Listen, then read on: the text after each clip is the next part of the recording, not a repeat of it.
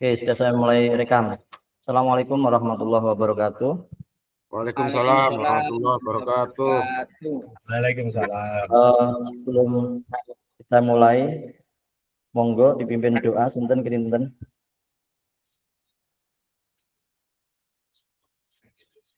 Pak Uda, monggo.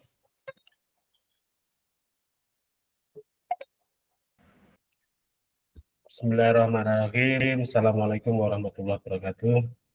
Waalaikumsalam warahmatullahi wabarakatuh. Mari kita berdoa semoga pelaksanaan Zoom kali ini bisa berjalan lancar, bisa bermanfaat bagi kita semua. Ila hadratin Nabi Mustafa Muhammadin sallallahu alaihi wasallam. Al-Fatihah.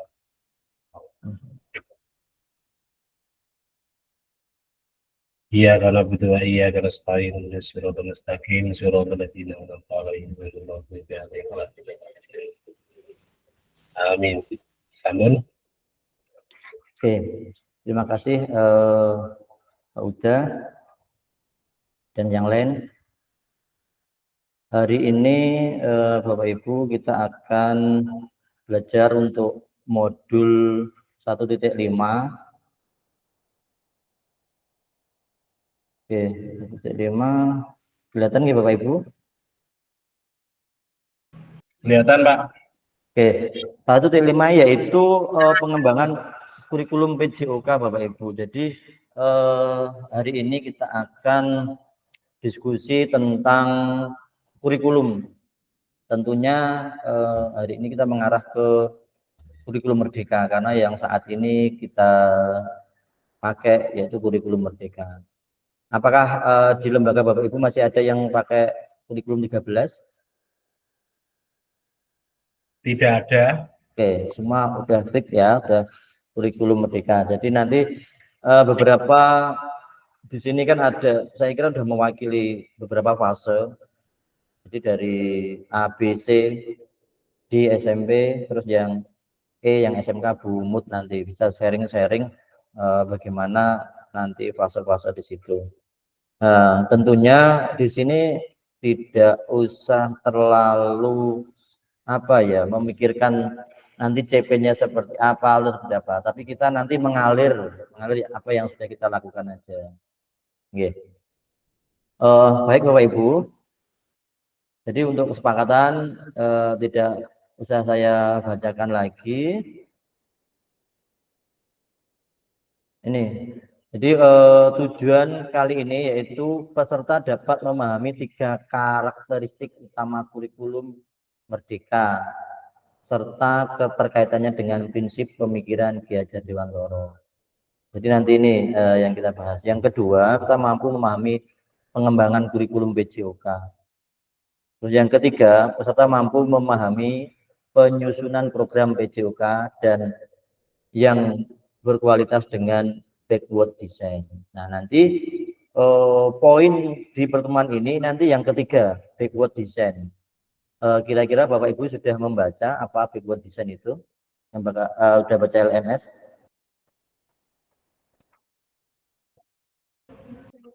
Hanya sepintas-sepintas saja, Pak. Kira-kira sudah mungkin ada gambaran backward design seperti apa, Pak Uda? Ya, gambarannya ya terkait penggabungan antara pembelajaran PJOK dengan kurikulum yang ada saat ini. Oke. Berarti baru sampai situ nggih Pak Uda? Iya, Pak. Siap. Mungkin yang lain sudah baca LMS atau modul? Belum sempat nggih? Oke. Kita lanjut berikut desain itu apa nanti kita buka. Jadi di sini 1.5 itu belum mengarah ke modul ajar. Belum mengarah. Tapi nanti yang 1.6 itu baru kita mengupas tentang modul ajar yang baik itu seperti apa. Tapi kalau yang 1.5 ini baru kerangkannya saja. Nah, agenda kita sesi ini sudah saya jelaskan tadi, backward design. Backward design itu seperti apa? Terus pengembangan kurikulum PJOK itu harusnya bagaimana? Terus yang ketiga itu pemikiran Ki Hajar Dewantara ini.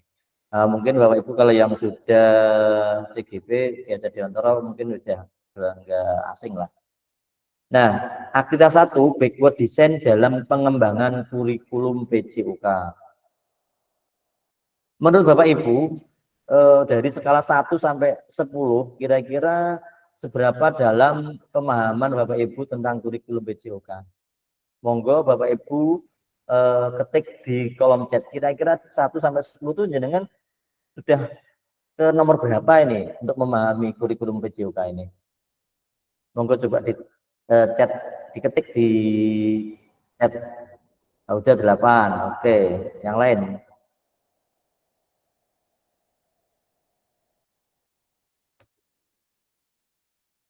Di ring 1 sampai 10 itu Pak Ika 8, oke.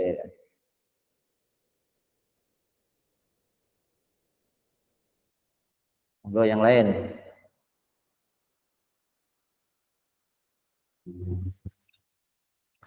Jadi menurut Bapak Ibu, skala 1 sampai 10, panjenengan itu memahami tentang kurikulum PJOK itu di angka berapa sih gitu? Mungkin di 5 atau 9 atau 10 atau 8 atau 6, 7, kira-kira yang sudah jenengan pahami. Ini enggak, bukan ujian dong, nggih. Betul-betul usah dipikir teman-teman.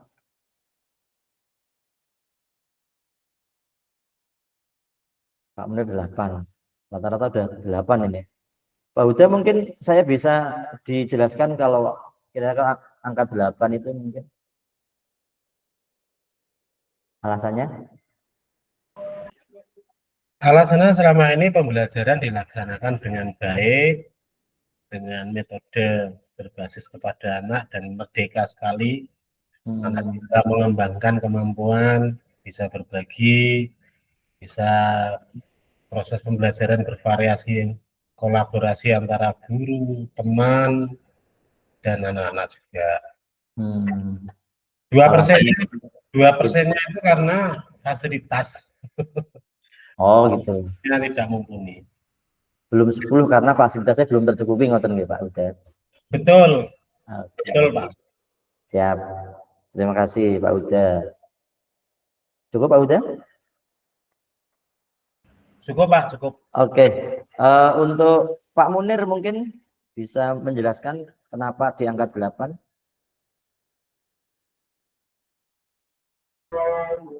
Idem Bapak sama Pak Uda, kelihatannya. Lembaganya beda tapi permasalahannya hampir sama gitu, guys. Oke. Kalau di angka 8 berarti saya kira juga sudah hampir memahami sepenuhnya. Ini dari sampling yang hadir ini 9 orang, ini yang menjawab 3 dan 8 semua, berarti sudah cukup memahami. Ya, jadi berarti Bapak Ibu sudah menerapkan kurikulum yang terbaru dalam pembelajaran PJOK. Nah, apa tujuan dari adanya pelajaran PJOK di sekolah? Mungkin Pak Eka, tujuannya PJOK itu apa Pak? Kemarin sudah di awal-awal kita sudah bahas ini. Pak Eka atau yang lain monggo open mic aja, nggak usah ngetik. Biar cepet. Mic Pak, mic. Yang lain mungkin mau ditulis di chat atau langsung ngomong di mic aja.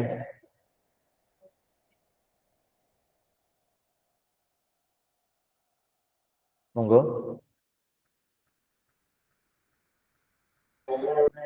Langsung nih Bapak ya? Ya langsung aja Pak Munir, monggo. Iya. Tujuan dari pembelajaran PJOK di sekolah menurut kami, menurut saya itu menampung, paling tidak menampung bakat minat, menampung atau mengarahkan nanti setelah ini, karena pembelajaran PJOK di sekolah itu intinya bukan mencetak prestasi, Pak. Tapi paling tidak kita bisa menampung minat bakat awal dari siswa itu untuk kita arahkan sesuai dengan kemampuan anak tersebut, sehingga nanti si anak itu tidak akan salah mengarahkan atau meniti karir selanjutnya. Kebanyakan kita tahu bahwa di sekolah-sekolah itu untuk pelajaran PJOK itu sifatnya hanya bukan orientasinya bukan ke prestasi Bapak. Kalau di sekolah saya, kalau di prestasi itu ada ekstra di luar pembelajaran PJOK. Terima kasih Bapak. Siap. Terima kasih Pak Munir. Jadi sekolah dan guru akan menjadi jembatan bagi bakatnya siswa itu, nggih. Menurut Pak Munir gitu. Iya, Kalau menurut Pak Huda di sini tujuannya memasarkan olahraga dan mengolahragakan masyarakat dari Pak Diaslah. Mungkin Pak Aslah bisa menambahkan. Bisa Pak, tidak bisa. Pak Harus Aslah, bisa, Pak. Pak Harus Aslah bisa, cepat Pak. Pak. Bangga Pak Huda, apa Pak Aslah?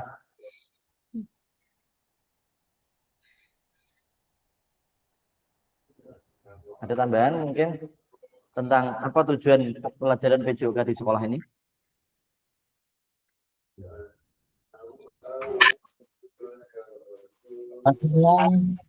Halo, tentang tenang Pak Ketua. Siap. Masih mencari referensi. Ya, Selamat datang Pak Ketua. itu bos. Bos. Ya, gimana kabarnya? Lagi temok iki. Oh, ngono. Oke. Lagi temok. Linknya ya lagi temok. Oke, kita lanjut ya. Tadi ada gambaran dari Pak Munir bahwa PJOK yaitu kita sebagai guru harus menjadi jembatan bagi siswa untuk menyalurkan bakatnya dan kita harus mengarahkan, kata Pak Munir seperti itu untuk PJOK. Saya tunggu mungkin yang lain ada pendapat lain. Ayo Bapak Ketua. Bapak Ketua. Oh, sabar. Apa cah? TP ya, kayak tujuan TP itu banyak sekali. Oh, betul. Untuk PJOK sendiri Pak Aziz mungkin ada. Kalau PJOK yang jelas kan tujuannya untuk kebugaran siswa. Itu pada intinya kan di situ. Oke. Nah, untuk meningkatkan kebugaran siswa. Makanya di PJOK itu kan tidak ada teknik. Yang ada adalah pembelajaran ya. Anak-anak senang, anak-anak mau melaksanakan, hanya itu aja. Yang penting anak-anak mau melaksanakan dan mau melakukan, gitu aja. Gitu. Siap. Pak Sis, terima kasih. Terima kasih Pak Ketua atas pendapatnya. Mungkin yang lain bisa menambahi Pak Ketua. Aku nek Pak Ketua hadir iki wayang. Ya nek pas jame tepak ya penak. Pas jame ruwet kok pe zoom. Jadi selamin nempel ya ora kaprah kaya kiai ya. Oke.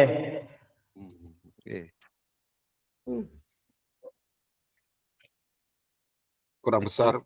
Bapak Ibu, jadi yang besar Ibu. Sudah kelihatan? Sudah Bapak. Cukup jelas. Jadi kalau menurut capaian pembelajaran PJOK Kurikulum Merdeka 2024, pendidikan jasmani kesehatan atau PJOK itu bertujuan sebagai pembelajaran bagi peserta didik yang satu, mengembangkan, menerapkan, dan mengevaluasi. Jadi hampir sama dengan yang diutarakan dari panjenengan semua tadi. Jadi mengevaluasi keterampilan, konsep, strategi gerak yang akan menjadi disposisi untuk berpartisipasi dan berbagai aktivitas jasmani dengan penuh kepercayaan diri, kompetensi, dan kreativitas. Jadi kompetensi juga sudah disebutkan oleh Pak Munir. Yang kedua, membantu dan memberi dukungan mereka dalam memilih gaya hidup sehat dan aktif secara jasmani. Ini tadi juga sudah disebutkan Pak Jis, kebugaran, Pak Munir juga menerapkan dalam kehidupan sehari-hari juga. Di sini hampir sama Pak Huda juga gitu, menerangkan bahwa mengolahragakan masyarakat tadi. Yang ketiga, membangun dan menerapkan keterampilan sosial dan emosional melalui konteks pembelajaran yang menekankan nilai-nilai fair play. Nah, fair play ini. Fair play nggih Bapak Ibu, bukan foreplay nggih Pak Aziz. Iya, paham aku nek kuwi. Ini kena roh iki. Oke, kerja tim dan inklusivitas. Nah, inklusif ini kemarin sudah kita bahas yang di isu sosial ya, Bapak Ibu. Iya, betul, betul. Betul. Ya, yang keempat itu menanamkan apresiasi dan mengembangkan sikap positif untuk aktif secara jasmani sepanjang hayat. Ini tadi juga Pak Ketua juga sudah menyebutkan dalam hal sepanjang hayat. Siapa jasmani ini? Ya, ini berkaitannya. Monggo. Mungkin Pak Murid ada yang ditambahkan? Oh, cukup Bapak, cukup. Oke. Oke, selanjutnya gini, mari kita berdiskusi sesuai pertanyaan pada slide berikut. Silahkan tulis di kolom chat atau resen. Kita nggak usah nulis ya Bu, Pak. Kita langsung diskusi saja nggih. Oke, siap. Ya, itu lebih praktis Bapak. Oh, siap. Ya. Nah, ini pertanyaan seperti ini. Terlepas dari kurikulum apapun, apakah selama ini Bapak Ibu sudah memahami dengan baik tujuan mata pelajaran dan menjadikannya sebagai acuan? Monggo. Ayo. Jadi apakah kita tuh sudah memakai ini memahami tujuan apa yang itu? Ya sudah, Kalau Pak. secara umum ya sudah. Iya. Ya sudah. Masalah kui sesuai dan tidak kita ya menyesuaikan aja dengan kondisi yang dijak omong sopo. Itu aja. Masuk. Berarti benar-benar sudah memahami nggih? Kalau secara umum sudah, Ya, karena kita guru kan sebagai sutradara ya, maksud nggak Ya, memahami betul. alurnya tujuannya. Betul. Oke, saya setuju sekali dengan panjenengan semua. Nah, berikutnya dalam konteks kurikulum merdeka, apakah tujuan-tujuan ini bisa dicapai? Kalau dengan kurikulum merdeka ini loh, apakah yang jenengan pahami tadi bisa tercapai? Ya, insya Allah sudah tercapai loh Pak. Anak-anak yang nyatanya bahagia, segar, jasmani, rohani gitu ya Pak Ajis ya. Oke, siap. Bahkan prestasi pun juga terkadang sudah kita capai Bapak. Walaupun itu bukan tujuan utama. Itu bisa kita ukur dari beberapa kejuaraan yang dilaksanakan baik tingkat kecamatan maupun kabupaten. Jadi secara umum ya sudah, betul Pak Nurul tadi. Terima kasih. Siap. Berarti benar-benar udah ya dengan kurikulum ini ya. Sudah. Oke. Selanjutnya memahami tujuan umum penting sebagai acuan untuk memahami muara akhir pembelajaran. Nah, saya kira panjenengan apalagi yang sudah senior-senior itu kalau membahas hal yang seperti ini harus tak lakoni kabeh kan ngoten. Iya. Ya, untuk mencapai tujuan umum ini pemerintah sudah menurunkan ke dalam CP dan mempersilahkan guru atau satuan pendidikan untuk menurunkan lagi ke dalam TP. Ini CP/TP mungkin sudah susun ya. Urusan ngene iki sing ruwet yang ngene iki CP, TP.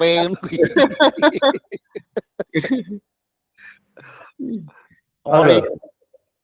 GTMP Ya, yang enak ya Pak Ajis ya.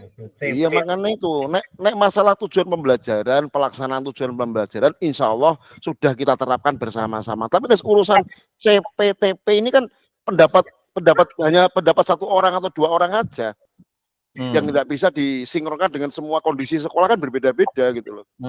CP di Ngasem tidak sama dengan CP di Borno 3.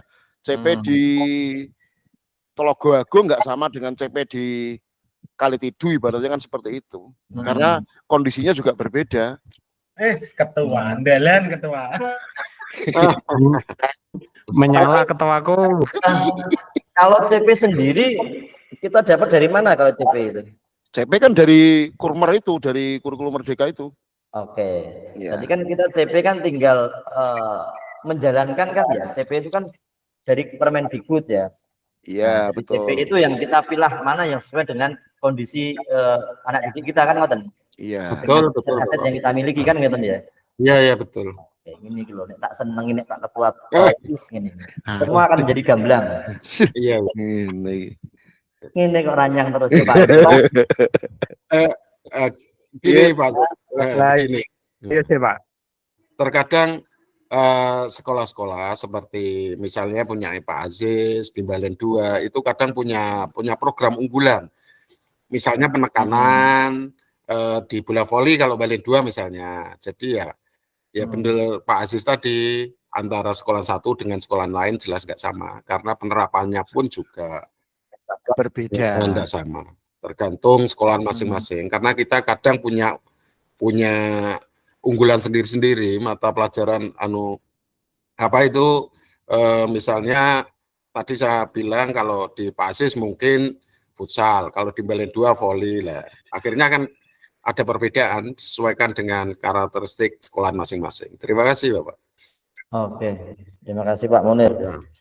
Mungkin yang lain ada tambahan atau setuju dengan Pak Munir dan Pak Aziz? Pak Erik. Ya Pak Erik. Erik ras setuju diskusi. Erik ras setuju tak pindah mutasi pokoknya. Aku nek gak timbal-timbalan gak seru nek jadi. Bener Bos. Harus begitu. Karena apa? Ilmunya ya ketika kita berdiskusi itu, bukan dari tulisan ini. Iya betul Bapak. Ya. Nah, untuk selanjutnya bagaimana memastikan agar pengajaran yang kita lakukan benar-benar menyasar tujuan pembelajaran. Karena seringkali pengajaran langsung fokus pada materi atau aktivitas apa yang harus dilakukan murid. Nah, ini nih. Senior, mohon petunjuk senior. Atau yang lain, monggo. Bagaimana agar Kan gini, bagaimana memastikan pasti kok ngerti nek iki wis bener-bener nyasar itu loh. Tolak ukurnya dari mana kan gitu loh. Ini bukan data ya, tapi yang terlihat di siswa itu seperti apa kok dengan yakin kalau tujuannya tadi sudah terpenuhi kan gitu loh. ya tujuannya kan juga capaiannya kan bisa dilihat dari hasil akhirnya. Kita mau kemana gitu loh. Ibaratnya kan gini, kalau kita pembelajaran bola besar, tujuan kita mengarah ke passing yang bagaimana? Ya udah passing ya sudah, dia bisa passing sudah, mengarahkan sudah, sasarannya juga jelas ditentukan ya sudah, berarti kan apa yang kita laksanakan sudah betul. Kalau kita di renang berarti minimal anak bisa mengambang, minimal anak bisa meluncur ya sudah, berarti kan tujuan kita tercapai. Terlepas dari laporan-laporan yang jelimet-jelimet tadi. Kan gitu. Ya, kalau di sini ya betul Pak Aziz. Jadi di sini yang diminta bukan datanya ya, tapi tolak ukur itu siswa. Siswa itu bagaimana kok dengan yakin kalau itu sudah menyasar pada tujuannya kan bukan hasilnya ya, maksudnya bukan hasil di atas kertasnya bukan. Ya, makanya kan di CP itu kan mampu melakukan atau mampu melakukan gerakan ini, mampu melakukan ini, nah kan hanya itu kan mampu lah, mampu itu kan tidak berarti ahli. Nah, berarti kan dia hanya mampu saja. Ibaratnya tadi kalau pembelajaran renang dia mampu untuk mengambang atau meluncur di air ya sudah, berarti kita sudah berhasil untuk menerapkan CP itu, sudah mencapai tujuan dari pembelajaran yang kita inginkan kan gitu aja. Oke, Pak Uda monggo nambahin. Mungkin saya hanya menggarisbawahi saja bahwa yang dimaksud Pak Aziz itu adalah hubungannya antara rubrik assessment yang di situ ada tujuan-tujuan pembelajaran yang ingin dicapai, ada standar minimal nilai yang ingin dicapai, dan anak itu masuk standar semua. Walaupun nilainya di bawah standar, kan bisa direfleksi kembali. Sehingga bisa diketahui tujuan pembelajaran ini sudah nyampe. Buktinya apa? Buktinya dari hasil belajar setelah pembelajaran itu nilainya standar di atas standar atau lebih dari standar. Kalau kurang berarti harus direfleksi. Jadi dari situ ya. Monggo Pak Munir. Ya, ini sedikit tambahan Bapak. Kalau menurut saya ini kita kembali pada rencana pembelajaran awal, apa yang kita rencanakan, lalu kita laksanakan dan kita evaluasi. Kalau sudah sesuai, itu membuktikan bahwa pengajaran yang kita lakukan itu sudah menyasar pada tujuan pembelajaran. Jadi kita kembali ke perencanaan awal, apa yang harus akan kita lakukan. Setelah itu kita lakukan dan kita evaluasi, apakah sudah menunjukkan adanya keberhasilan dari materi yang kita terapkan tadi. Kalau belum berarti ya belum menyasar, menurut saya begitu. Kalau sudah, misalnya tadi Pak Aziz mengatakan dasar-dasar renang, kalau anak-anak sudah bisa, berarti itu kan sudah sesuai dengan perencanaan yang kita buat dari awal. Sehingga bukti tujuan pembelajaran itu sudah menyasar atau belum itu ya evaluasi tadi. Kalau sudah sesuai dengan perencanaan awal berarti ya sudah menyasar. Terima kasih Bapak. Siap, setuju sekali saya. Mungkin yang lain mau nambahkan atau sharing? Kalau secara umum ya, kalau capaian pembelajaran itu kan berarti kan ya sudah dilaksanakan dan sudah mencapai dari apa yang sudah diinginkan, diharapkan, kan gitu aja. Karena dari awal kan capaian pembelajaran kita kan diharapkan siswa mampu untuk melakukan ini. Kan itu sudah sangat ringan sekali dan itu sangat fleksibel sekali. Kalau saya kira itu aja. Oke. Sudah mampu melakukan. Di luar dari laporan loh ya. Di luar Ya. dari laporan nilai, laporan ini ya, dan assessment dan sebagainya, di luar Ya. itu semua sudah berarti kan sudah mencapai gitu loh. Oke. Betul sekali Pak Aziz. Jadi tolak ukurnya ini kan siswa mampu. Mampu, ya. Nah, betul. Jadi mampu ini kan bukan mahir. Ya kan? Bukan ahli. Betul. Jadi mampu itu kan sesuai dengan kemampuan peserta didik kan. Namanya berdiferensiasi. Nggak mungkin semua harus sama kan gitu. Kan gitu. Jadi tadi saya garis bawahi dari ketiga senior tadi, jika sesuai sudah ya, siswa sudah mampu apa yang kita rencanakan dari awal dan mereka sudah mampu semuanya, ya udah berarti itu sudah benar menyasar dan berhasil kan gitu, Nggih. Iya, siap. Siap. Oke, itu garis bawahi. Poinnya di situ, Nggih. Kita bungkus, Nggih, untuk poin di sini, Nggih. Oke, Oke. Pak. Oke, lanjut. Lanjut. Oke. Nah, ini proses backward design dalam pengembangan kurikulum secara umum melalui 3 tahap di bawah ini. Jadi memang bedanya seperti ini Bapak Ibu. Kalau dulu K13, ini kalau saya salah nanti dikoreksi ya. K13 itu pertama pasti kita itu mengidentifikasi capaian pembelajaran dulu. Jadi tujuannya itu apa dulu. Terus kedua kalau K13 nih ngomong ya. Kalau saya salah nanti dikoreksi. Kedua itu baru prosesnya pembelajaran. Ketiga baru di asesmen atau penilaiannya. Kalau nggak salah seperti itu nggih kalau K13. Tetapi di backward design ini ada yang dibalik Bapak Ibu. Jadi kita itu harus mengidentifikasi tujuannya atau capaiannya dulu, CP-nya dulu.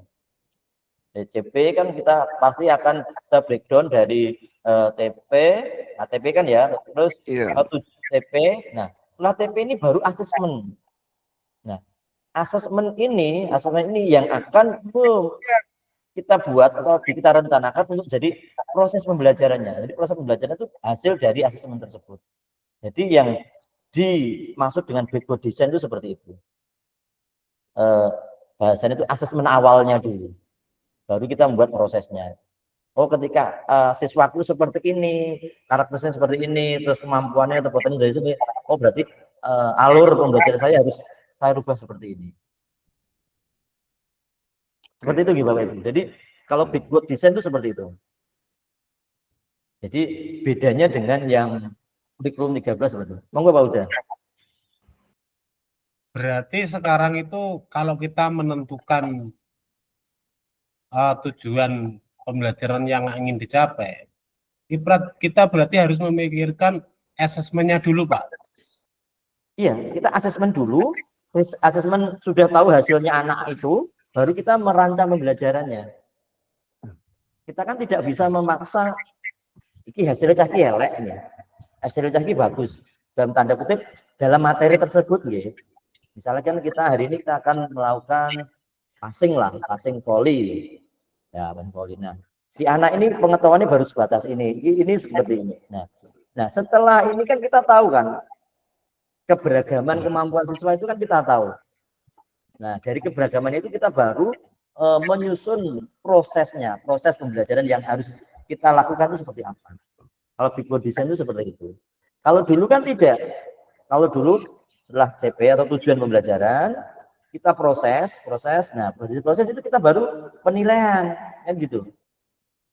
Jadi kalau dulu itu seakan-akan itu tidak mempedulikan awak iso nggak iso, sebenarnya tak ulangi kan gitu. Kalau saya salah dikoreksi gitu. Tapi kalau yang backward design ini tidak. Backward design itu lihat dulu nih kemampuan siswaku. Oh, kemampuan siswaku. Berarti itu harus tak seperti itu. Kita kan menyesuaikan kemampuan atau bakat siswa, Pak. Seperti itu. Mungkin ada tahap. Oh, enggak, Pak, udah. Nah, terus fungsinya refleksi apa, Pak? Nah, refleksi itu kan untuk yang sudah kita lakukan kan, Pak. Misalnya, jadi ini kita tadi kita ngomong Poli. Oh, Poli hari ini bagaimana, Pak? Oh, orang gini, Pak. Oh, saya bilang, oke. Berarti saya akan melakukan penguatan seperti ini. Penguatan di materi itu. Nah, kalau yang backward design, maksudnya kita belum melakukan pembelajaran, Pak. Kalau belum melakukan pembelajaran, apa yang kita refleksi? Kan sebelumnya sudah diketahui, toh, Pak.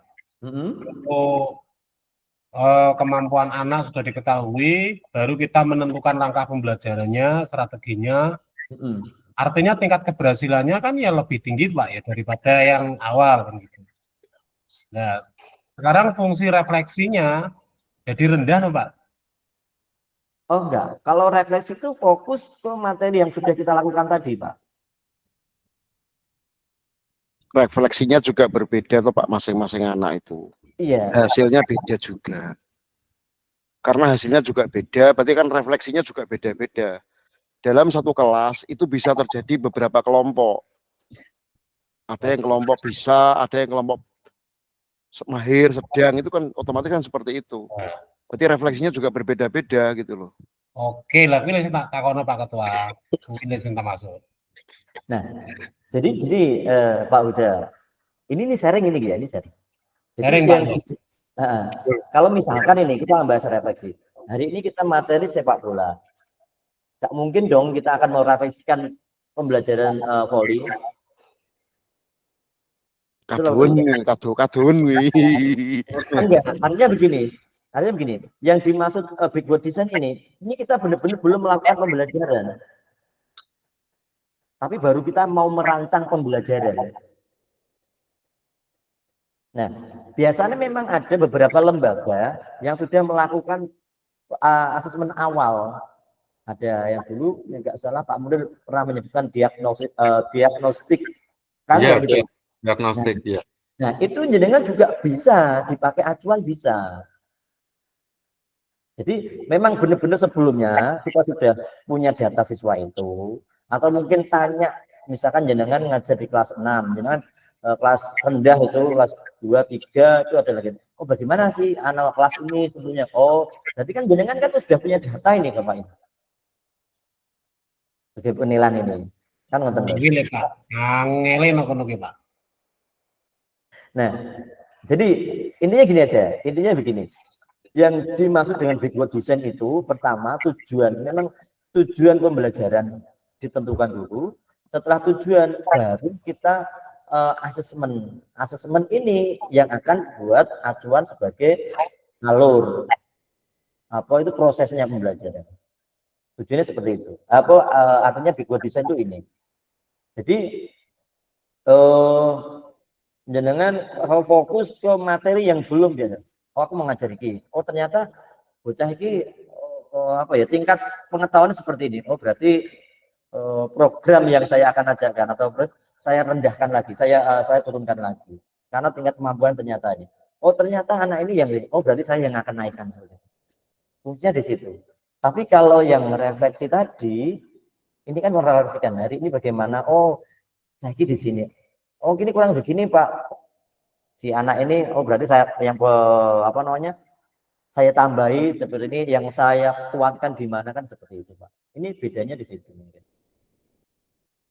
Mungkin bisa dipahami, Pak, atau makin bingung? Mohon Pak, mohon paham. Oke, Pak Aziz. Pak Sis, Siap. Juga mohon maaf ini. Kalau melihat dari grand design dari backward design ini, jadi apa yang selama ini terjadi di sekolah-sekolah itu berarti ada masalah berarti ya? Maksudnya begini. awal pembelajaran kepala sekolah menginstruksikan gawe RPP, gawe silabus, sekali. gawe CP dan sebagainya. Ya. Berarti Oke. itu nonsen kalau dilihat dari Betul. desain ini. Ya. Harusnya kan terjadi pembelajaran dulu, baru kita merancang sebuah Setuju. strategi pembelajaran kan berarti begitu. Nah, Ya. iya Pak Sis. Jadi kemarin mungkin waktunya off, kita juga mau sudah bahas itu Pak Sis. Jadi kita tidak menyalahkan ya, menyalahkan pengawas kepala sekolah. Tapi kalau idealnya kita tuh mau mengajar anak itu kan kita harus tahu siapa yang saya ajarkan. Wong urung ngerti karakternya bocah kok kon gawe perangkat pelajar pengajar modul aja kan ya lucu kan gitu. Betul ya. Ya kan? Itu logikanya sebenarnya. Makanya kemarin pun ketika ada pemateri di sekolah saya ya gitu pengawas, saya juga tanya seperti itu. Nah, alasannya apa? Wah, kuwi kanggo syarat bae kan ngono to ujug-ujug. Nah, maka dari itu saya kemarin saya sendiri termasuk orang yang paling telat buat itu. Saya belum melakukan asesmen awal kok saya suruh membuat modul RPP modul ajar. Betul. Terus saya tahunya dari mana? Kalau saya model download ganti nama yo oke wae, tapi itu sesuai nggak dengan kelas saya? Kan tidak sesuai. Ini kalau kita ngomong ideal ya Pak Aziz. Betul. Maka dari itu ya kita nggak menyalahkan siapapun, tapi mari kita memulai dari diri kita sendiri, bahwa kita harus tahu dulu karakter anak ini. Kalau udah tahu karakter, baru menentukan CP-nya yang tepat itu saya ambil yang mana, alurnya itu juga seperti apa. Ya, terlepas dari karena CP itu juga masing-masing sekolah berbeda, berarti kan juga tidak bisa kita dengan semata-mata gara-gara urusan karena pengawas wae harus mengorbankan bahasanya yang gawe copy paste tadi kan gitu. Gitu. Kalau CP sama Kemendikbudnya, karena dari Permendikbud CP itu sama. Cuma kita CP-nya tadi yang betul. Okay. Makanya oleh karena itu kan berarti kan masalahnya apa? Masalahnya mereka sendiri pun juga lewat kepala sekolah itu juga menyampaikan, wes toh sing penting gawe. Nah, bahasa sing penting gawe iki kan iya cah nek anake kebung ngono ora apa-apa cah sing penting gawe. Nek anake wong nek salah. Loh masalahnya gini loh Pak Sis. Betul. Kita itu kan nangani anak yang dalam tanda kutip rawan gerak. Rawan gerak itu maksudnya apa? Kita itu nanti salah kita memberi materi pun itu juga jadi masalah di belakangnya gitu loh. Setuju. Efeknya luar biasa sebenarnya kalau kita bilang masalah efektivitas gerak itu juga sangat luar biasa. Oleh karena itu kadang-kadang ya problem di awal itu kan jadi masalah gara-gara seperti itulah. Problem di awal terkadang kita itu hanya wes melok alur wae yang penting kepala sekolah radio mengi dan sebagainya kan hanya itu aja. Akhirnya apa ya asal jadi. Udah asal jadi. Nggih. Padahal ujung-ujungnya ora kuwi indah ya sembuh pokoknya yang penting dadi. Setuju. Nggih. Itu Pak Sis. Terima kasih. Ya. Betul Pak Aziz. Jadi mungkin ada yang menjadi wakakurikulum atau tim wakakurikulum. Erik wakakurikulum Erik. Nah, biasanya memang kita suruh mengumpulkan perangkat ajar itu kan hubungannya dengan KOSP yang harus terkediknas kan? Iya, betul. Itu. Sama apa? Rapot mutu. Nah, ya itu ini yang ya kita tidak bolak-balik, kita tidak menyalahkan siapapun gitu. Tapi seharusnya hal semacam itu harusnya yang diperbaiki kan gitu loh. Kalau pemerintah sendiri sudah menyarankan bahwa pembuatan itu seperti ini loh, harus tahu gini nih. Nah, kita belum tahu muridnya kok wes kayak gitu. Nah, harusnya harus ada sinkron di situ sih ini kalau menurut saya pribadi. Kan nggak lucu kalau kurikulumnya aja menganjurkan kita seperti ini, tapi yang di sininya masih seperti itu aja kan gitu. Tapi kalau diruntut secara detail, memang kendala itu ada di Makanya sekarang rapot itu kan juga sudah memunculkan hal-hal seperti itu kan sebenarnya. Dari SD ke SMP sudah muncul laporan, oh anak ini berarti di tahap B atau C atau D atau E kan juga sudah disebutkan dan sebagainya. Terus kemudian rapot itu juga menganalisa dari kebugaran siswa itu sendiri, juga gerak siswa itu sendiri juga sudah kalau sebenarnya kalau mau dibahas itu lingkaran setan, Pak Sis. Iya.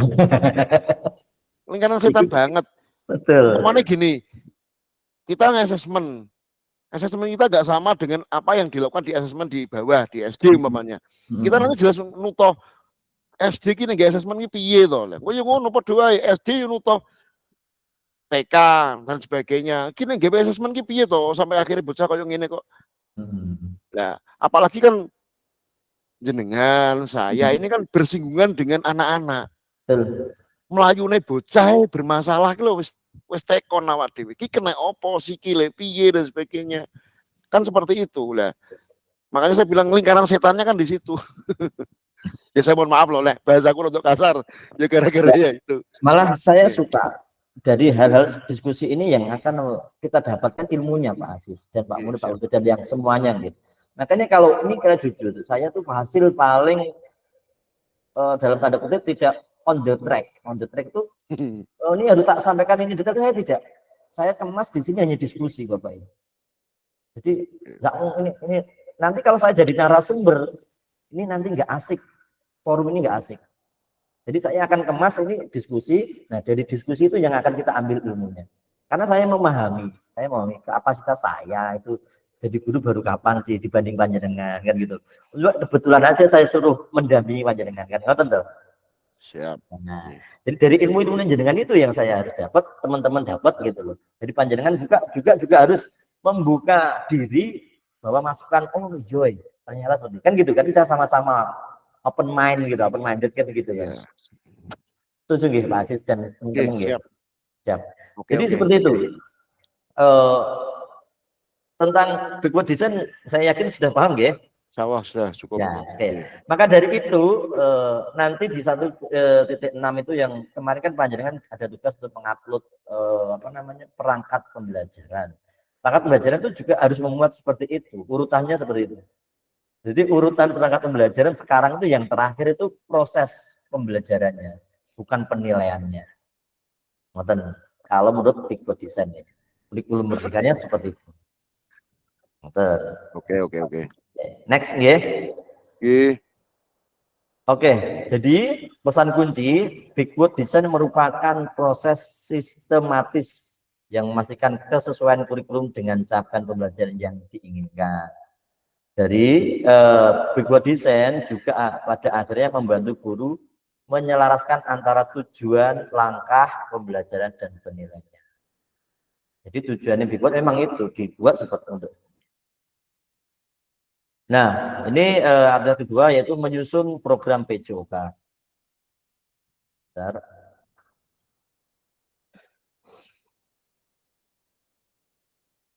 Menyusunnya sendiri di sini menurut Bapak Ibu di sini ada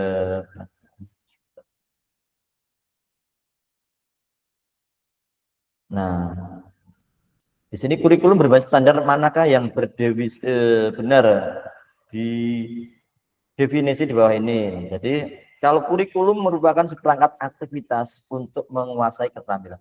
Bapak Ibu sudah membacakan kurikulum itu apa?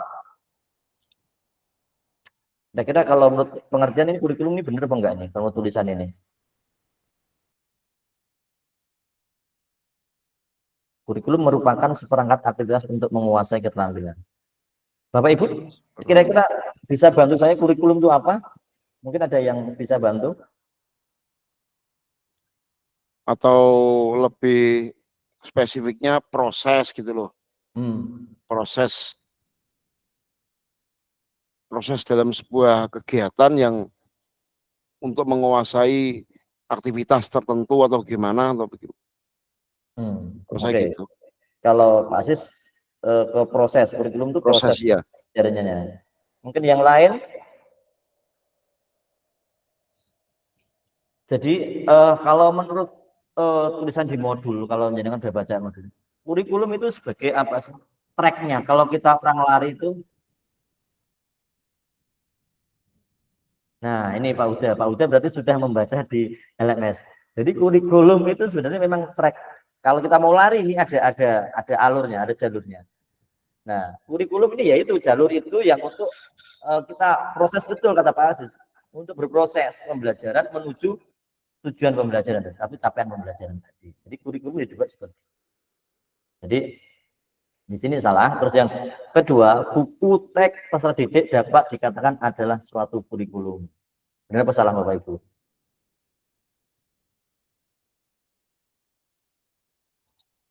Benar. Bukunya ini termasuk kurikulum. Benar apa salah? Ya kalau tracknya ya berarti benar. Bagian dari.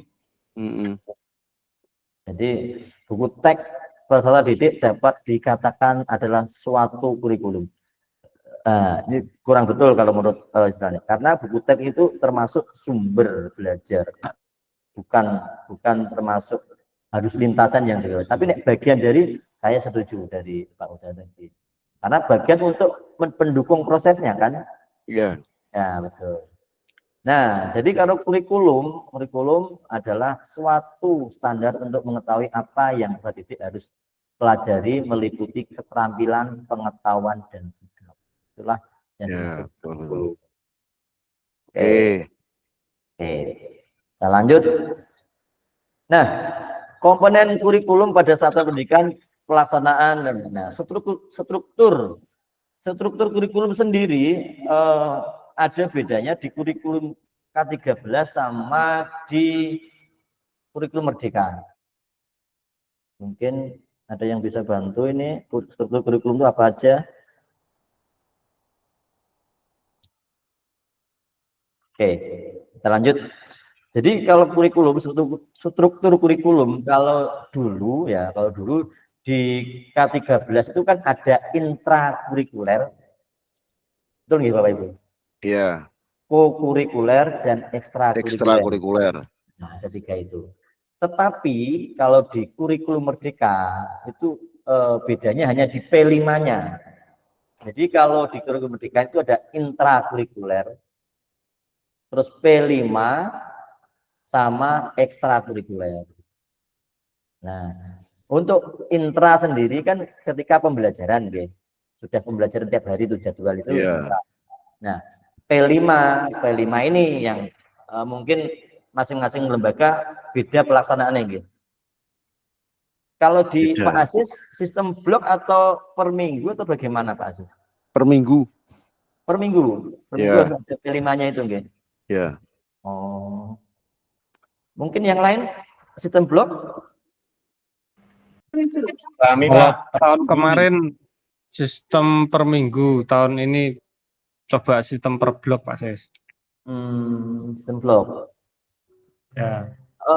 Untuk P5 sendiri, saya sendiri juga belum 100% memahami dan mengaitkan, misalkan PJOK nih, di Bapak Ibu. Kalau untuk di P5 itu seperti apa sih mengaitkannya? Monggo mungkin bantu sharing ke saya. Mungkin Pak Aziz. Materi apa? Materi apa dulu? PJOK, misalkan PJOK kita ngambil, biasanya PJOK itu diterapkan dengan apa? Kearifan lokal? Enggak, satunya lain, masih lain. Oh gitu. Itu loh, apa dikaitkan dengan apa itu? Gaya hidup berkelanjutan. Kelanjutan juga bisa. Terus itu apa itu? Yang satunya itu lagi? Olah gerak, Pak. Kearifan lokal, terus apa berbangsa itu? Iya apa itu? Apa jenis? Ada berapa Pak? 9 ya? Apa 9 apa 7? 7 loh. EMA P5 sampai. Jadi ada gotong royong, kearifan lokal, terus apa lagi? Suara demokrasi. Ya, demokrasi, gaya hidup berkelanjutan, kearifan lokal, Bhinneka Tunggal Ika, bangunlah jiwa. Ya, bangunlah jiwa raganya itu loh. Nah, Tetapi kan gini kan Bapak Ibu. 1, 2, 3, 4 itu ya. Setiap fase itu kan harus selesai kan dengan semua tema itu. Kalau di lembaga Bapak Ibu membaginya bagaimana? Kalau selama ini yang kita laksanakan ya 7 lah, Pak, atau 9 itu kan ada berapa kelas itu kan dibagi sudah. Ini menyelesaikan ini menyelesaikan ini, menyelesaikan ini. Jadi kan akhirnya kan terbagi semua. Ya, yang penting dalam satu fase itu anak tersebut sudah mendapatkan beberapa tema itu, nggih. Beberapa tema ya. Ya, Harapannya begitu. Harapannya seperti itu. Soalnya pertama kali ada yang miss kan, kan karena gampang ya, diambil gampangnya. Kearifan lokal baik, ben gampang. Nah, ketika dia naik kelas 2, ada lagi yang menentukan kearifan lokal loh. Di rapot kan kelas 7 sudah pernah kearifan lokal, masa kelas 8 mau kasih kearifan lokal lagi? Kan tentunya kan tidak bisa, nggih. Tidak bisa. Nah, harus ganti materi. Ya. Betul sekali. Oke. Sampai sini bisa dimengerti nggih Bapak Ibu. Nah, oke, terus yang kedua itu capaian pembelajaran. Capaian pembelajaran sendiri atau CP itu biasanya kita sudah dapat dari Former. Ya, atau Permendikbud. Permendikbud. Berapa saya kurang hafal itu. Jadi kita sudah ditentukan. Kita tinggal memilih yang sesuai dengan lembaga atau didik kita seperti apa. Oke.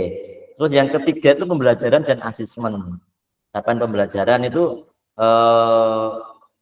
biasanya kita sendiri sih yang mengolah. Kita mau kasih asesmen yang modelnya seperti apa dan kita yang tahu kan gitu. Iya. Kalau ada istilah itu kan guru itu kan sutradara. Nah, ketika kita mau membuat alurnya seperti apa, cerita seperti apa kan, yang penting tujuannya itu tercapai kan terserah kita kan gitu. Iya. Nah, monggo. Jadi yang penting tidak keluar dari kurikulum. Betul. Yang penting CP ini apa ya? Karena yang tahu kondisi kan, jadi nggak bisa kita paksakan harus sesuai dengan itu. Oke, yang keempat itu menggunakan perangkat ajar. Penggunaan perangkat ajar sudah pasti, apalagi yang senior sudah perangkat ajar pasti lengkap.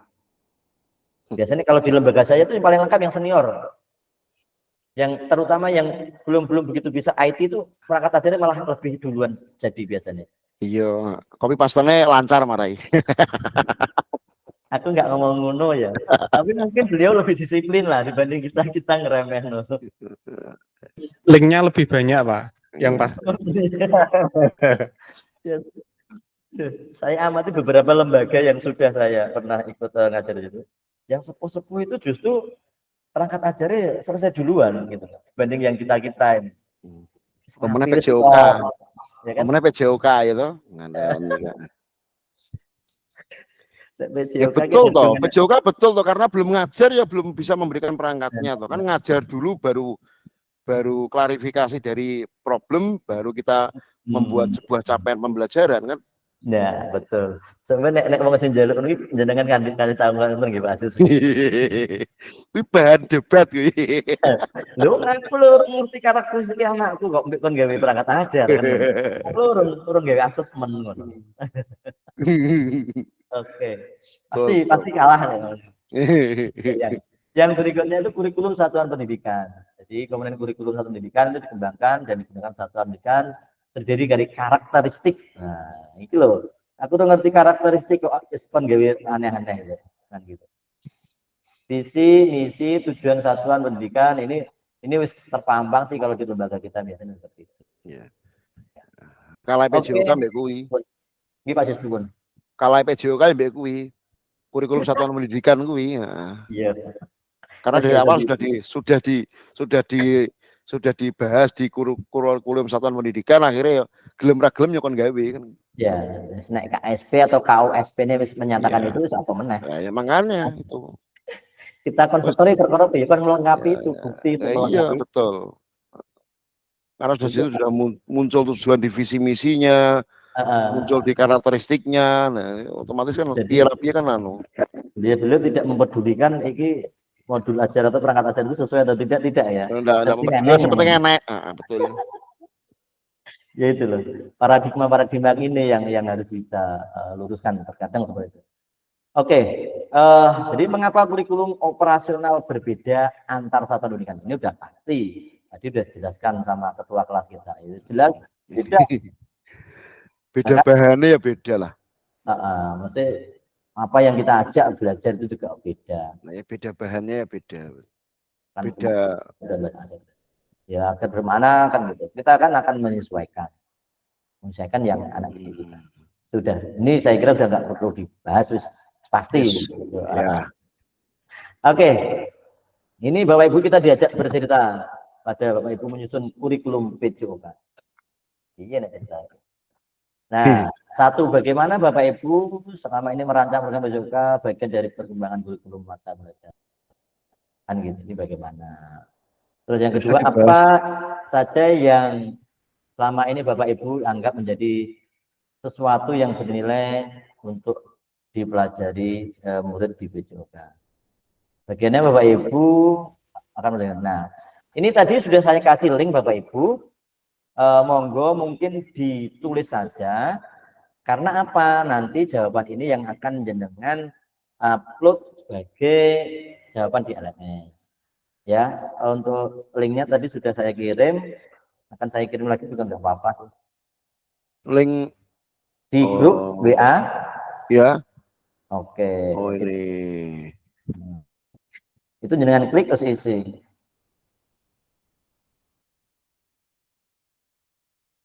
Monggo langsung mawon diisi sambil nunggu waktu.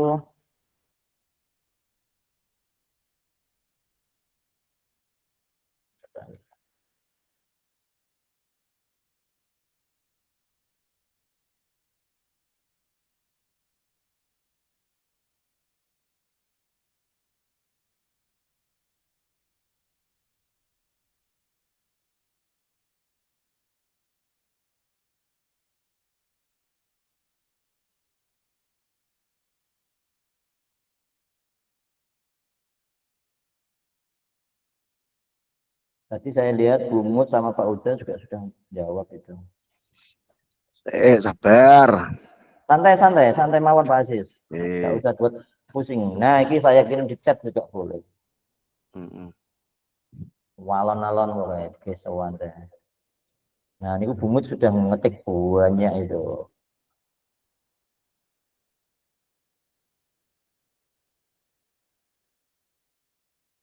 Setelah itu selesai kok. Terakhir tinggal ngisi aja.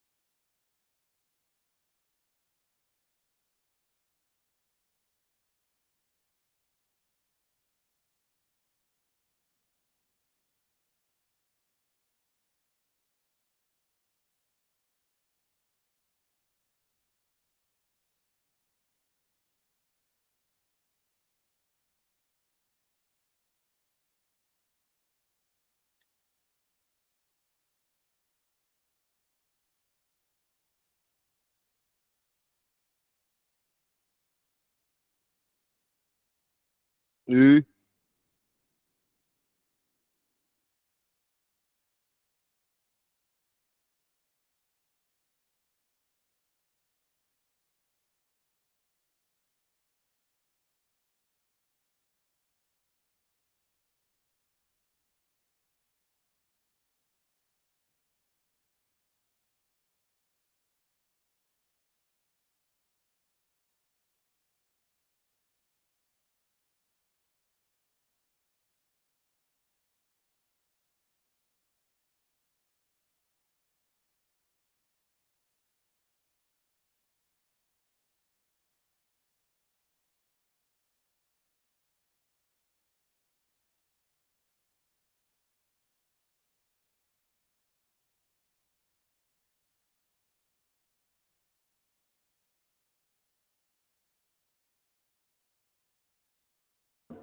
Monggo Pak Andri.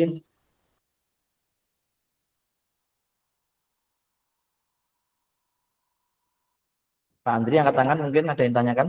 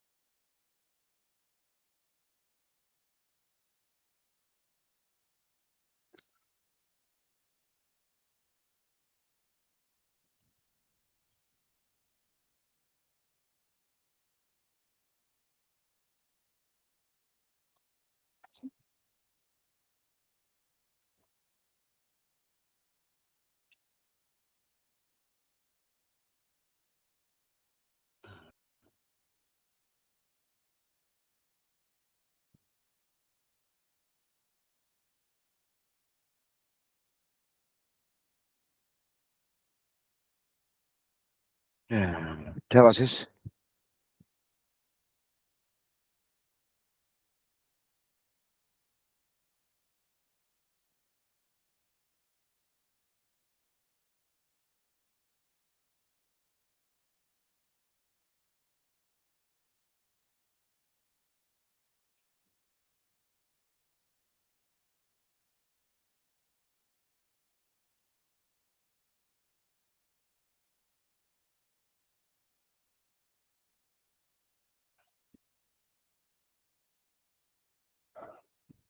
Break, break.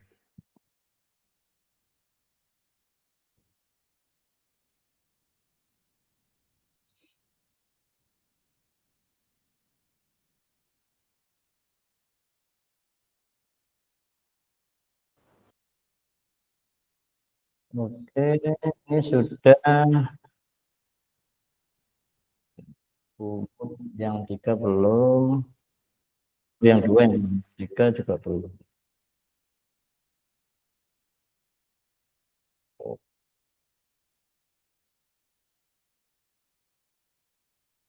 Ini ngopinya sampai anu nih, data-data ini kelok dihapus nih.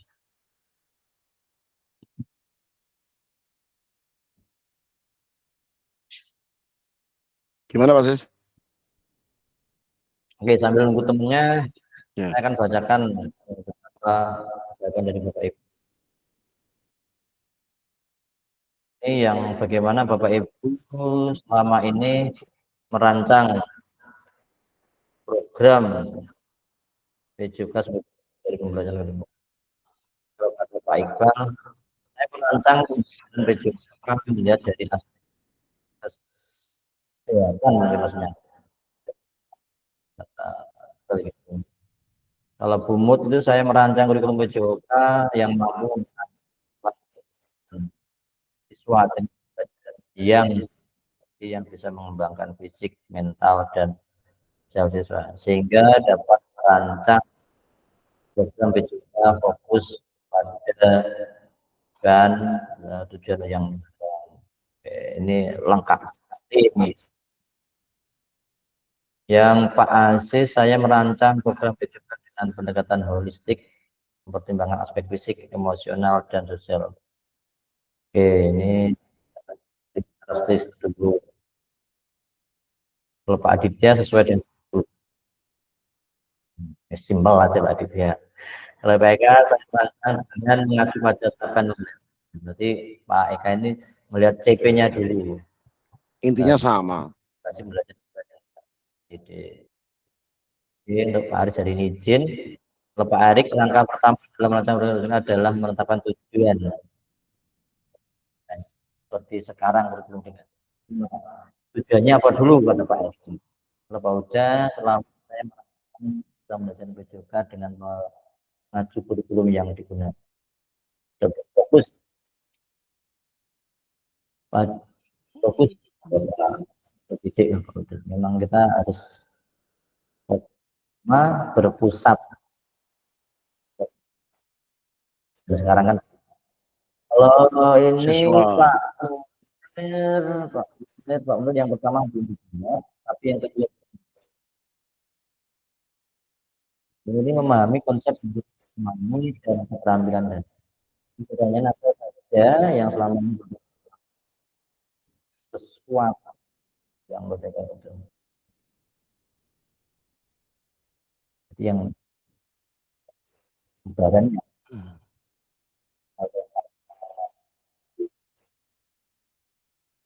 dalam mencegah adalah dalam bersama. Di suasananya kalau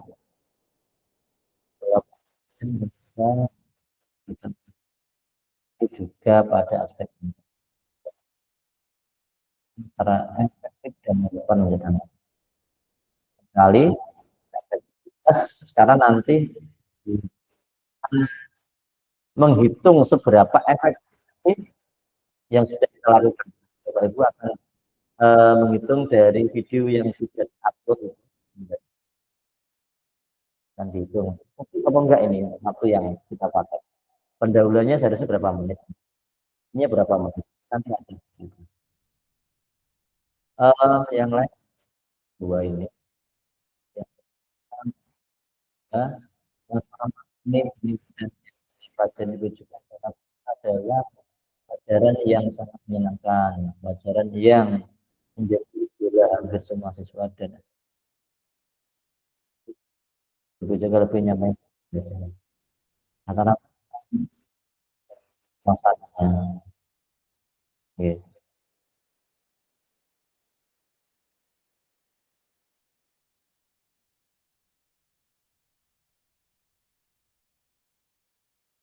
Terus yang ketiga ini pertanyaan bagaimana Bapak Ibu akan menginstruksikan gimana nih saya akan katakan sebuah kegiatan pembantu itu.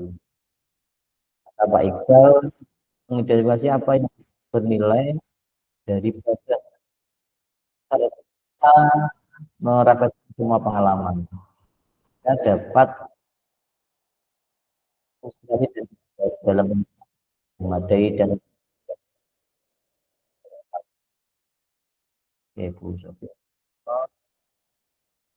ini sangat lengkap merancang dan juga dan kompeten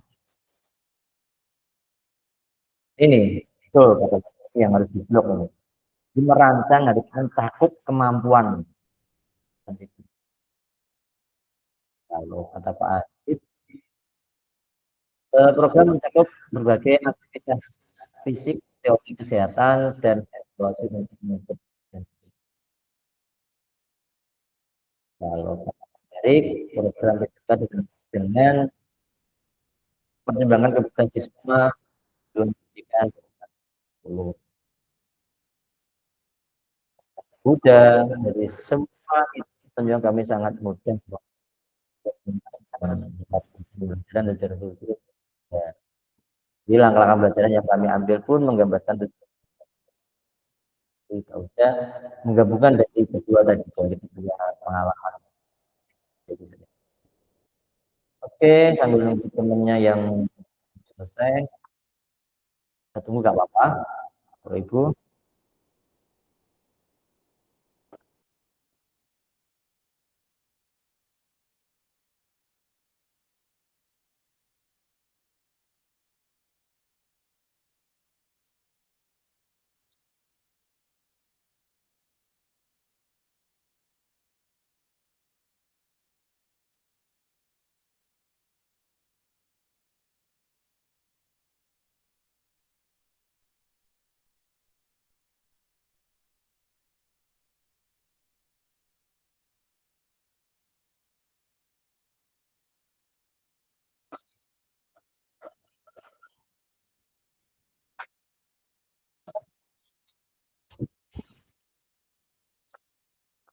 Oke.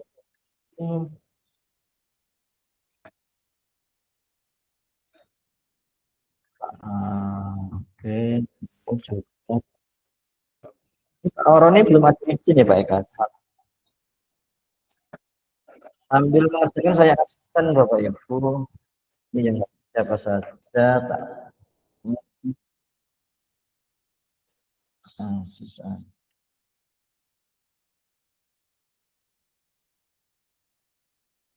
Pak Adit.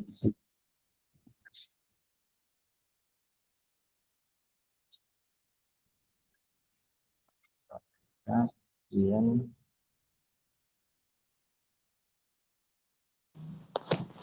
Pak Asis kupingnya nang apane Pak Asis? Apa? Yo headset to yo. Kok bu besar gede ngono nih. Apa nih? Yo gue headset to headset.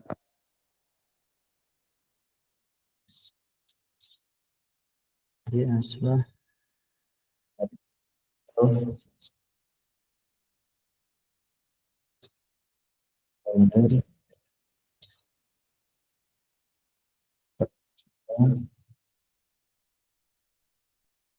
Nah, Pak Roni ini muncul orang ini ya. Gumut yang izin hari ini Pak Aris, Pak Mubin Mungkin teman-teman ada yang tahu kabarnya bagaimana?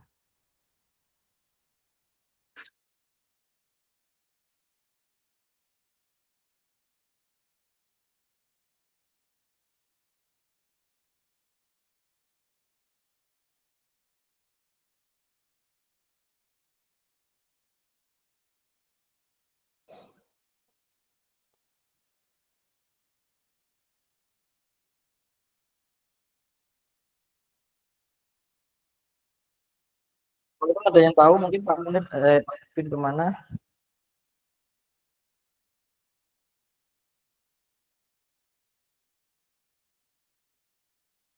Pak Roni, Pak Roni senang gitu. Pak.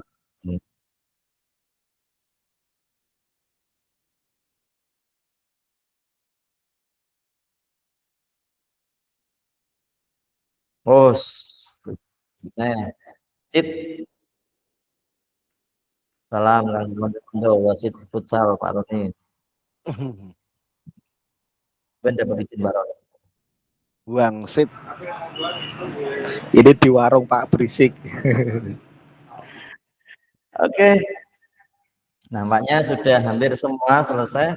Jangan lupa nanti di-download Bapak Ibu, kalau sudah diisi di-download terus punya sendiri nanti yang menjelaskan salin di LS. Oke, kita akan ke selanjutnya biar cepat selesai. Kita nggak bacakan semuanya, kita ulang semua aja. Oke, yaitu aktivitas ketiga, Bapak Ibu kita mau materi dulu, aktivitas ketiga, nanti yang nulisnya dilanjutkan nanti nggak apa-apa.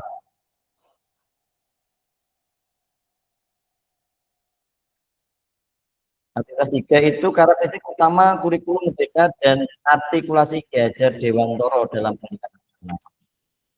Ini biasanya orang-orang kalau hal-hal semacam luar biasa nih, tahu nih terkait ini. Dan dengan kecilkan Pak Asis. Jadi nggak jadi antara. Jadi menurut Bapak Ibu kata kunci apa yang berulang kali kita bahas dalam kurikulum merdeka? Nah, ya, yaitu apa yang telah dibahas merupakan karakteristik merdeka, yaitu satu, fokus pada materi esensial. Jadi muatan yang paling diperlukan mengembangkan dan karakter presiden. Ini yang pertama, bukan karakteristik kurikulum merdeka. Yang kedua yaitu mengembangkan dan karakter Munir di awal-awal. Jadi mengembangkan kompetensi sosial, emosional, dan moral pusat itu. Nah, di sini. Ternyata di kurikulum merdeka itu jarang sekali yang membahas prestasi Bapak Ibu ternyata. Oke. Karena dari mengajar. beberapa modul yang bisa kita pelajari itu, malah kita nggak ada ya yang titik pada prestasi. Padahal kurikulum itu kan pembelajaran Pak Sis. Kadang-kadang itu prestasi dari olahraga itu apa kan gitu. Gimana Bapak Ibu? Kurikulum itu kan pembelajaran, bukan masalah kepelatihan. Jadi kan tidak perlu bahas Betul, masalah gitu, prestasi. Iya, betul itu. Kurikulum itu kan mengarahnya ke pembelajaran, bukan ke prestasi. Makanya saya kira enak apa-apa ora usah mikir prestasi gitu. Yang penting bocah seneng, jak nglencer bojo negara lek. Seneng kan. Iya. Ya gitu. Jadi seperti itu Pak Haji. Betul. Kalau ada kepala sekolah yang menuntut prestasi gimana Pak Is? Pindah ya, mutasi. Mutasi. Start 7. Bisa request gak Pak? Bisa request. Gak apa-apa. Lewat pasnya si kok wi. Betul Pak Asis. Itu sekarang apa tuh? Kompetensi yang di kompetensi siswa itu apa? Kompetensi kok dihalang-halangi itu dasarnya apa gitu loh. Loh, prestasi itu kan bagian dari hasil toh. Hasil ya sudah. Yang penting anak-anak ikut, anak-anak bisa senang di sana. Anggapannya rekreasi nih Bojonegoro le. Seneng wis ngono tok wis seneng. Lah masalah engko neng kono kuwi. Neng kono kuwi engko dapat hasil apapun ya sudah, yang penting anak-anak itu seneng gitu loh. Karena Karena pengalamannya yang itu yang berharga. iya, betul betul betul. Kita mau tangan kabeh iki piye iki? Sekelas angel ya kopi karo Pak Asis Pak Roni ben ceritane nabi-nabi. Menyala ketuaku. Istimewa Pak Ais. Pak Ais dulu itu juga guru saya loh Pak. Ini. Istimewa. Oh, tuh, Mas. Ini digali itu siswa itu apa? Bakat, minat, kompetensi siswa itu gimana? Iya. Diarahkan kan? Karena nanti berkelanjutan dengan kehidupan sehari-hari mereka kan. Tuh. Bukan Makanya nilai di yang didapatkan P5-nya hari ini kan. makanya di P5-nya kan gaya hidup berkelanjutan. Tujuannya kan di situ, digandingkan dengan itu gitu loh. Jadi kalau ada guru berkompetensi kok dihalang-halangi, loh. Pindah ae, mutasi ae kepala sekolah ae. Tidak ngobrol sing enak, aja diblokir nomornya ya. Pikirku Pak. Makanya sekarang ini kan gini Pak Sis. Begitu. Pak Sis. Siap. Contoh yang paling mudah di kurikulum Merdeka ini kan ada apa mini project tentang lomba. Nah, ya kan? Ya. Setelah diajari, setelah dilaksanakan, bisa kemudian dibuat sebuah turnamen oleh anak-anak itu sendiri.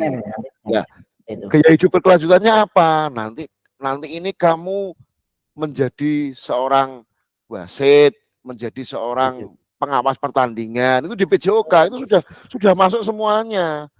Lah setelah nanti kamu lulus SMP, SMA, nanti kamu bisa ikut apa? Seleksi wasit atau ikut pelatihan wasit. Nah itu kan juga sudah untuk gaya hidup berkelanjutannya kan di situ gitu loh. Setuju sekali Pak Sis. Sebenarnya PJOK itu sudah mencakup semuanya Pak Sis. Cuma terkadang teman kita belum bisa menerima itu. Kayak PJOK itu sesuatu yang diremehkan. Gitu loh. Ya. Jadi gini Pak teman-teman Aziz. Kalau nanti tadi sudah sebutkan Pak Aziz terkait turnamen dan lain. Nanti di luring tatap muka itu panjenengan juga ada materi SEM itu ya. Cara mengelola siswa atau lomba-lomba seperti apa nanti jenengan juga akan mengelola itu. Nah, itu kita nanti belajar bareng di SEM juga dan akan mempraktekkan juga. Gitu. Jadi, nanti kita terapkan juga di anak-anak. Masalah event serahkan Pak Aziz. Aziz uneh itu lempok pokoknya. Oke. Siap. Jadi kita lanjut ya, biar tidak berlarut-larut. Jadi aktivitas pembelajaran kurikulum dapat fleksibel sebenarnya. Betul sekali. Jadi kurikulumnya sudah menyerahkan ke kita kok. Fleksibel baik itu. Posisi yang harus diterapkan ke kita. Kenapa harus dikasih seperti ini? Yang penting kan tujuannya apa ini ya udah. Itu tergantung proses ya. Serahkan ke kami ya. Tapi yang tahu lapangan ini kan gitu. Jangan nanti CP-nya sebagai rambu-rambu kan gitu. Iya. Sangat penting ya. Betul. Dapat disesuaikan dengan kebutuhan pengembangan. Jadi kan tergantung peserta didiknya, karakter terus yang kemarin apa di lingkungan ini apa namanya kemarin? Asetnya. Asetnya, ya. Aset yang ada itu apa? Kalau kita mau belajar basket, enggak nih lapangan basket. Jadi kan kita harus bagaimana kita memodifikasi. Kan gitu. Jadi fleksibel ini. Oke. Cukup ya sampai sini nih ya. Nah, mari kita diskusi pemikiran Ki Dewantoro secara lebih dan mengaitkan dengan Merdeka. Ki Dewantoro itu menggarisbawahi bahwa pendidikan adalah menuntun segala kodrat yang ada pada anak-anak agar mereka dapat mencapai keselamatan dan kebahagiaan yang setinggi-tingginya baik sebagai manusia maupun sebagai anggota manusia. Kembali lagi di sini memang terdapat kehidupan berkelanjutan tadi memang jadi Dewantoro pun menegaskan bahwa ini ya apa ya ini yang harus. Nah, oleh sebab itu pendidikan itu hanya dapat menuntun tumbuhnya kekuatan kodrat yang ada pada anak agar memperbaiki eh, perilakunya ini. Hidup dan tumbuhnya kekuatan. Jadi pada akhir sesi kita hari ini, yang pertama peserta dapat memahami karakteristik utama kurikulum merdeka. Karakteristik ini ya, apa karakteristiknya Bapak Ibu? Nah, kurikulum ini apa karakteristiknya? Tadi ada intranya itu harus bagaimana, P5-nya harus bagaimana, terus bagaimana dan bagaimana. Yang kedua, mampu memahami pengembangan kurikulum terbuka. Yang ketiga, peserta mampu memahami menyusun program PJK nih, dibuat desain kembali nih. Nah, ini nanti akan dikupas lebih dalam pada 1.6. Jadi 1.6 ini nanti akan kita akan berdiskusi tentang bagaimana menyusun modul ajar yang sesuai dengan berikut.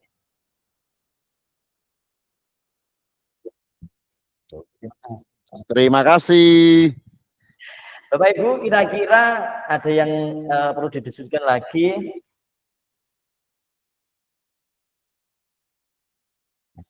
Atau yang kita dapat hari ini apa Bapak Ibu? Yang mungkin sangat terngiang di kita. Kalau saya yang bahasan awal tadi, berarti kita dalam merancang sebuah pembelajaran itu berarti kita harus melihat dari anak-anak didik kita dulu. Munculnya asesmen, munculnya nanti keperlakuannya muncul harus bagaimana, itu jelas muncul seperti itu.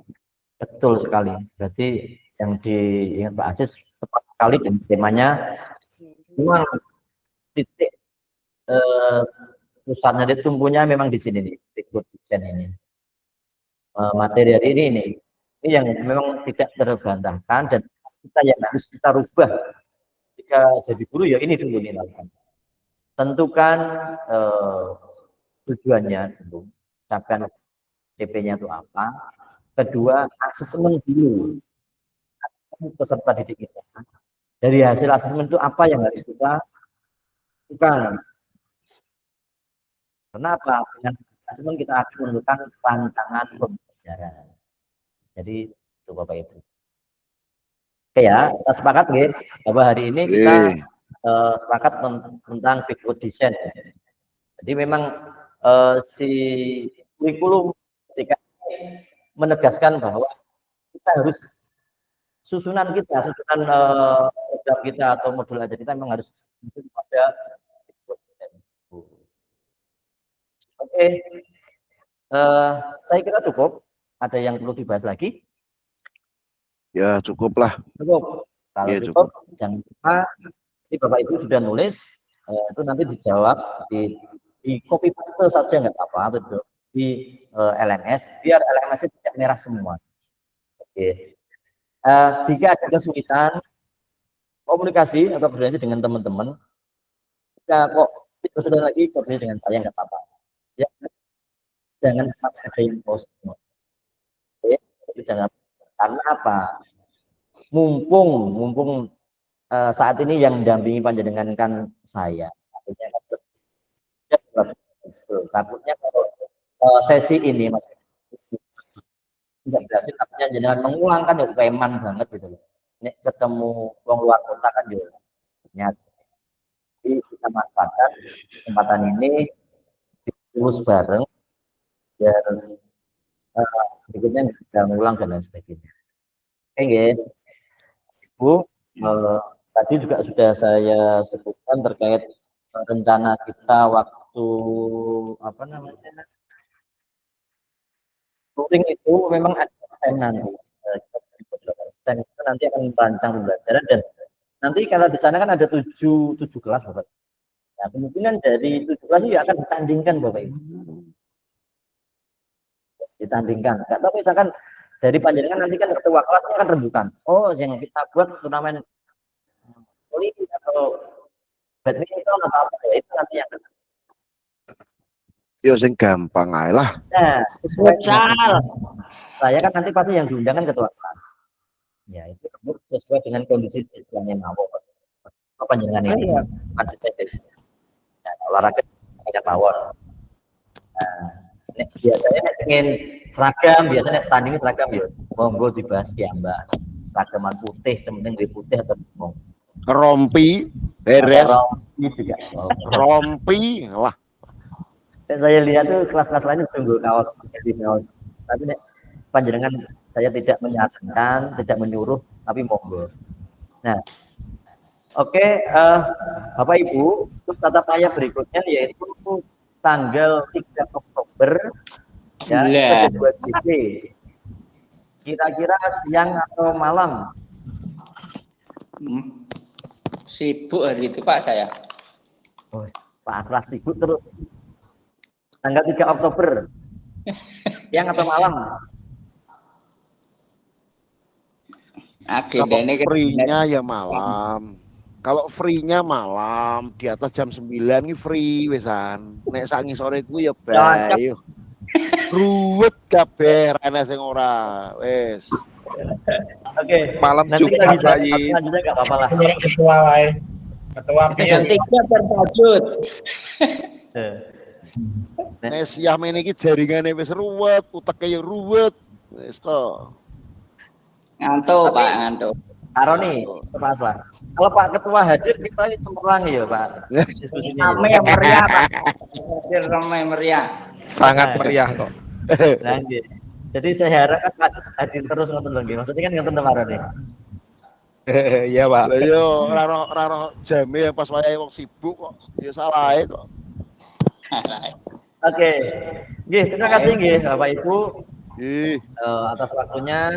Kita buka kamera, kita akan foto bersama untuk laporan. Pak Roni, Apa ini sih, kita gaya apa hari ini? Bebas, Pak. Gaya bebas, tapi nggak boleh gaya paslon ya, 1-2 nggak boleh ya. Gaya bebas nggih. Kelima. Normal. Kita aman nggih Pak Aslah. Aman, aman. Munir monitor Pak Munir, Pak Andri, Erik, Pak Aditya. Erik ilang di Erik, Erik ilang di Bang. Erik ilang di Bang. Turun, Lah, Erik Monggo ilang di kita Bang. foto. turun.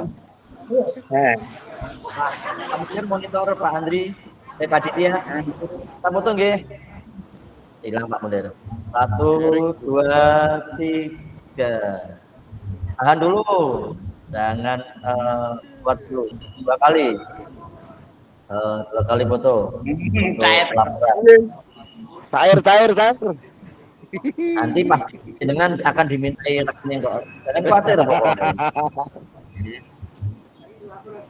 Nggak mungkin ya jenengan ganti-ganti. Pose kedua, 1, 2, 3. Oke. Melok foto aku melok foto, Pak. Bapak Ibu, Di Foto. terima kasih atas waktunya.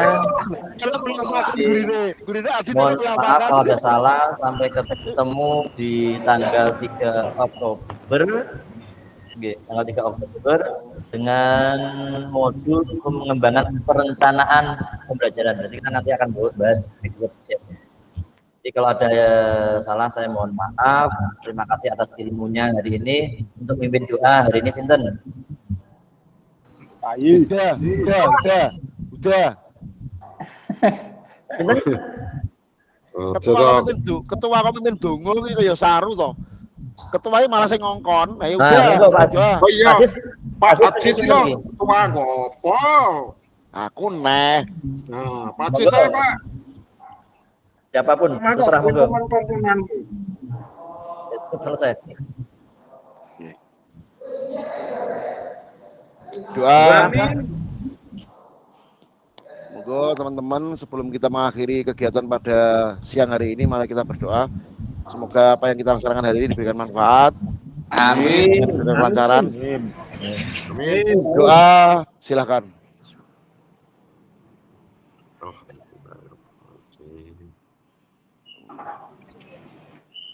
Selesai. Terima kasih semuanya. Oke. Terima kasih Bapak Ibu yang lain yang sangat luar biasa. Terima kasih waktunya. Mohon maaf kalau ada yang kurang berkenan. Saya akhiri. Assalamualaikum warahmatullahi wabarakatuh. Salam Aji sekarang melok. Apa neng? Ose rasa